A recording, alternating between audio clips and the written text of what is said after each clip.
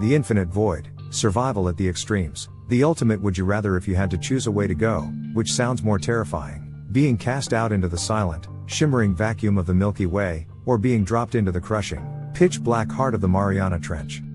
Most of us think of these as two completely different worlds, but from a physics perspective, they are two sides of the same coin. One is the absolute absence of everything, a zero-pressure void where your body wants to expand outward like a shaken soda can. The other is a world where the weight of the entire ocean is trying to fold you into a square inch. Today, we're looking at the ultimate survival battle.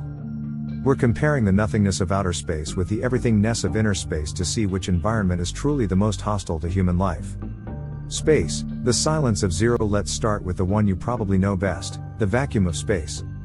Hollywood loves to show people's heads exploding the second they hit the airlock, but the reality is actually much weirder and slightly more survivable, for about 15 seconds. In space, the pressure is zero. On Earth, we have about 14.7 pounds of air pressing on every square inch of our bodies at all times, and our internal biology has evolved to push back with that exact same force. When you remove that external pressure, the balance is gone. The oxygen in your blood begins to fizz out like bubbles in a carbonated drink. Your skin doesn't pop, but your tissues will bloat and swell as the liquid inside you tries to turn into gas. You don't freeze instantly because space is actually a great insulator. Instead, you'd likely pass out from a lack of oxygen to the brain long before you felt the cold of the void. In the deep, the weight of the world. Now, let's flip the script and dive down. If space is the empty room, the deep ocean is the crowded elevator. For every 10 meters you descend into the ocean, the pressure increases by 1 full atmosphere. By the time you reach the bottom of the Mariana Trench, you are nearly 11,000 meters down. At that depth, the pressure is over 1,000 times what we feel at sea level. Imagine having a Boeing 747 parked on your big toe. That is the kind of force we're talking about. While space tries to pull you apart, the deep ocean tries to crush you into a pulp. The air in your lungs would be compressed instantly to the size of a marble, and your ribcage would collapse like a tin can under a steamroller.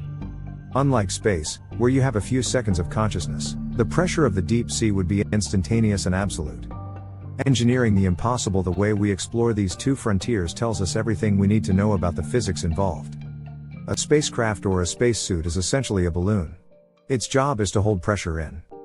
The walls of the International Space Station are surprisingly thin, about the thickness of a heavy-duty kitchen pot, because they only have to resist 14.7 pounds per square inch of internal pressure against the 0 pounds per square inch of space. But a deep-sea submersible like the Trieste or the Deep-Sea Challenger? That's a fortress. It's built with massive, thick walls of titanium or specialized syntactic foam designed to keep the pressure out.